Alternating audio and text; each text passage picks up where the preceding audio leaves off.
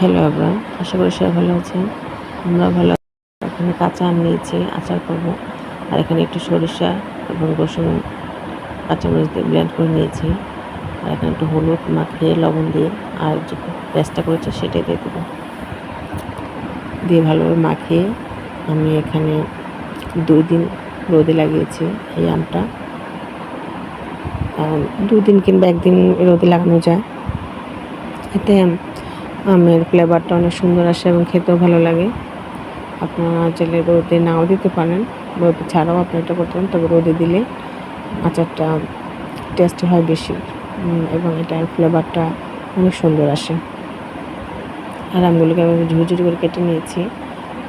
আর এখানে 5 ফোড়ন আর শুকনো মরিচটাকে আমি ভেজে নিয়ে ব্লেন্ড করে নিয়েছি শুকনো গুঁড়ো। আর এখানে সরিষার তেল দিয়েছি প্যান গরম করে। সরিষার তেলটা গরম হয়ে আসলে এখানে আমি শুকনো মরিচ, তেজপাতা, এলাচি এবং দারচিনি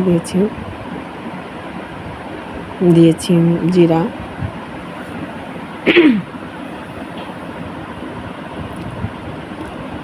আর আস্ত রসুন কোয়া।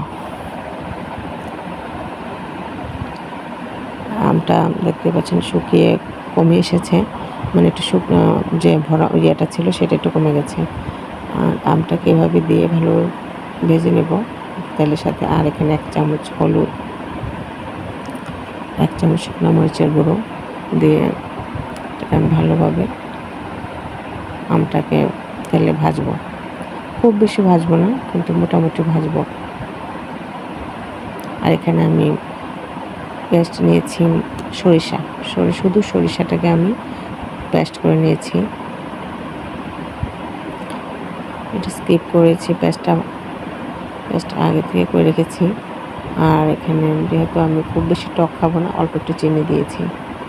আসলে ঘরের সবাই টকটা খুব বেশি পছন্দ করে না, হালকা একটু চিনি দিলে মিষ্টি, টক এবং ঝাল হলে তাদের খেতে ভালো লাগে। আর এই আচারটা ভাতের সাথে, ডালের সাথে, ডাল দিয়ে ভাত, সেটার সাথেও খেতে যেমন ভালো লাগে, রুটির সাথে খেতে পারেন, এমনিতে খেতে পারেন, সব দিক দিয়ে ভালো লাগে। এই যে আচারটা আমার হয়ে এসেছে, দেখতে পাচ্ছেন কালারটা কত সুন্দর হয়েছে এবং ফ্লেভারটা অনেক সুন্দর ছিল, খেতেও অসাধারণ লেগেছে।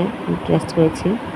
আর এভাবে বয়মের জারে আমি ভরে দেবো। আর এটা যেভাবে জারে ভরে দিয়েও আমি এটাকে 2 দিন রোদে দেবো, মানে মুখ বন্ধ করে রোদে দেবো। এতে আচারের ফ্লেভারটা আরও সুন্দর আসবে। আপনারা এই টিপসটা ফলো করতে পারেন, যে আচারটাকে এভাবে রেখে মুখ বন্ধ করে আর 2 দিন রোদে দিতে পারেন। এই হলো আমার আচার।